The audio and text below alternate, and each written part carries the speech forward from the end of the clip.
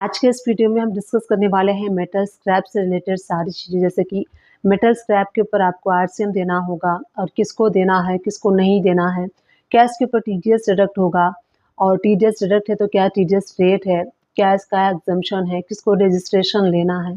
ये सारी चीज़ें हम आज के इस वीडियो में 1 to 1 डिस्कस करने वाले हैं। नमस्ते दोस्तों, मैं सुमन शर्मा आप सभी का स्वागत करती हूँ आपके अपने चैनल सुमन एजुकेशन हब में। 54th जीएसटी काउंसिल मीटिंग में डिसाइड हुआ था कि अंडर आरसीएम अगर आप मेटल स्क्रैप परचेस करते हैं तो अंडर आरसीएम आपको टैक्स गवर्नमेंट को पे करना होगा और ये इफेक्टिव हो जाएगा 10 अक्टूबर 2024 से। अब देखिए स्क्रैप, अब सबसे पहले मैं आपको डेफिनेशन इसकी देती हूँ कि मेटल स्क्रैप मतलब क्या।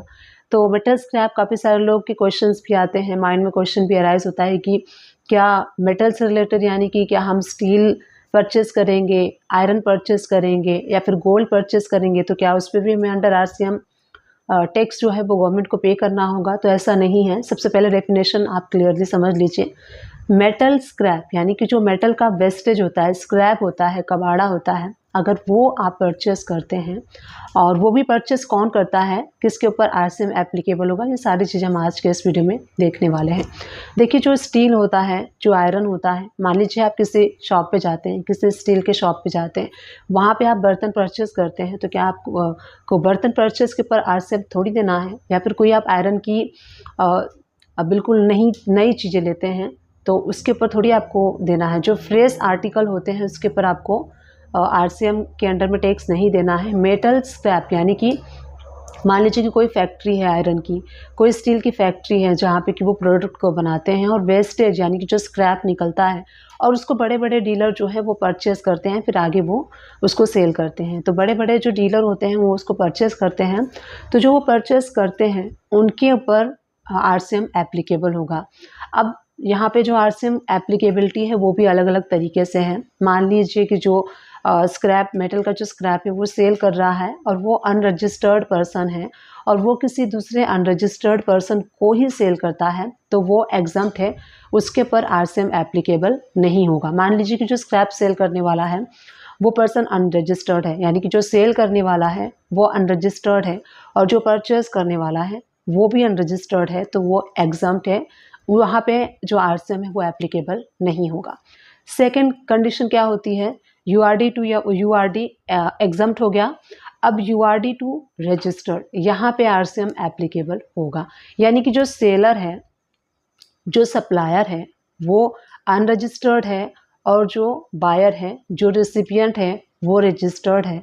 इस केस में जो रिसिपिएंट होता है उसकी एप्लीकेबिलिटी होती है, उसकी रिस्पॉन्सिबिलिटी होती है अंडर आरसीएम के टैक्स पे करने के लिए और फिर वो आईटीसी को क्लेम कर सकता है। तो यहाँ पे आरसीएम किसके ऊपर एप्लीकेबल होगा, जो सेलर है वो यूआरडी यानी कि अनरजिस्टर्ड हो और जो परचेज़र है यानी कि जो रिसीव कर रहा है मटेरियल को वो रजिस्टर्ड हो, तभी वहाँ पे आरसीएम एप्लीकेबल होगा। 18% टैक्स रेट मेटल स्क्रैप पे है, तो अंडर आरसीएम 18% टैक्स रेट यानी कि जो रिसिपिएंट है वो 18% टैक्स रेट गवर्नमेंट को अंडर आरसीएम में पे कर देगा और बाद में वो क्लेम कर लेगा, आईटीसी उसका क्लेम कर लेगा। अब मेटल स्क्रैप की सेलिंग पे जीएसटी ऑन टीडीएस यानी कि जीएसटी पे टीडीएस भी डिडक्ट करना है। जीएसटी पे टीडीएस पहले गवर्नमेंट एंटिटीज़ जो होती थी वही उन्हीं के ऊपर एप्लीकेबल था, बट अब इसको भी कवर कर लिया गया है। मेटल स्क्रैप की सेलिंग पे जो जीएसटी ऑन टीडीएस है वो एप्लीकेबल हो गया है और इसका जो जीएसटी में अंडर में जो टीडीएस रेट है मेटल की सेलिंग पे, जो टीडीएस रेट ऑन जीएसटी है वो 2% है। थ्रेशोल्ड लिमिट इसकी 2.5 लाख है, बट जो थ्रेशोल्ड लिमिट है वो पर कॉन्ट्रैक्ट यानी कि जो सिंगल एक कॉन्ट्रैक्ट होता है, अगर वो 2.5 लाख या फिर 2.5 लाख से ज़्यादा है तो वहाँ पे आपको 2% टीडीएस ऑन जीएसटी डिडक्ट करना है। आईजीएसटी है तो 2% डिडक्ट करना है और लोकल यानी कि सीजीएसटी एंड एसजीएसटी है तो 1% सीजीएसटी एंड 1% एसजीएसटी है। तो ये इसका हो गया। थ्रेशोल्ड लिमिट हमने देख लिया 2.5 लाख और जो टीडीएस रेट है वो 2% हमने यहाँ पे देख लिया। तो पहले गवर्नमेंट एंटिटीज़ पे ही था, बट मेटल स्क्रैप की सेलिंग पे जीएसटी और टीडीएस गवर्नमेंट ने इसके ऊपर भी एप्लीकेबल कर दिया है, इसको भी कवर कर लिया है।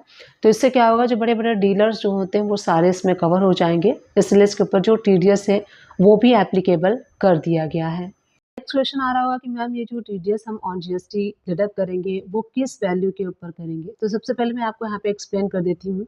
अभी तक हम जो TDS डिडक्ट करते आ रहे थे वो अंडर इनकम टैक्स एक्ट के करते आ रहे थे, चाहे वो रेंट के लिए हो, प्रोफेशनल सर्विसेज के लिए हो, कमीशन हो, सैलरी के लिए हो।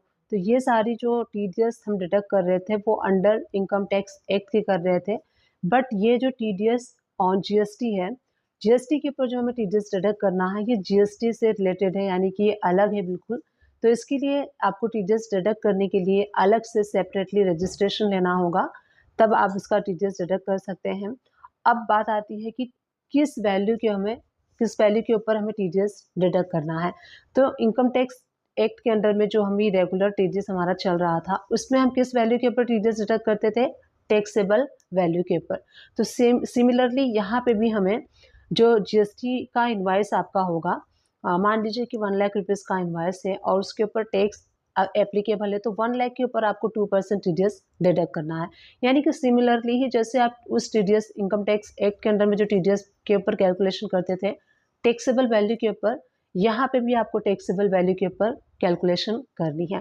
थ्रेशोल्ड लिमिट है 2.5 लाख रुपए और पर कॉन्ट्रैक्ट आपको देखना है कि एक जो कॉन्ट्रैक्ट सिंगल कॉन्ट्रैक्ट होता है, तो वो सिंगल कॉन्ट्रैक्ट 2.5 लाख या फिर 2.5 लाख से ज़्यादा है, तो वहाँ पे आपको 2% TDS डिडक्ट कर लेना है। अब नेक्स्ट क्वेश्चन आता है कि जब आप इसका TDS डिडक्ट करेंगे तो TDS का जो वैल्यू है किस वैल्यू के ऊपर TDS डिडक्ट करेंगे। तो देखिए सिमिलर है, जो हम TDS डिडक्ट करते हैं अंडर इनकम टैक्स एक्ट के, जो अदर हमारे TDS होते हैं जैसे कमीशन हो गया, प्रोफेशन हो गया, कॉन्ट्रैक्टर हो गया, रेंट हो गया, तो वो हमारे अंडर इनकम टैक्स एक्ट के TDS आते हैं। बट ये TDS जो है ये GST का TDS, ये TDS अलग है।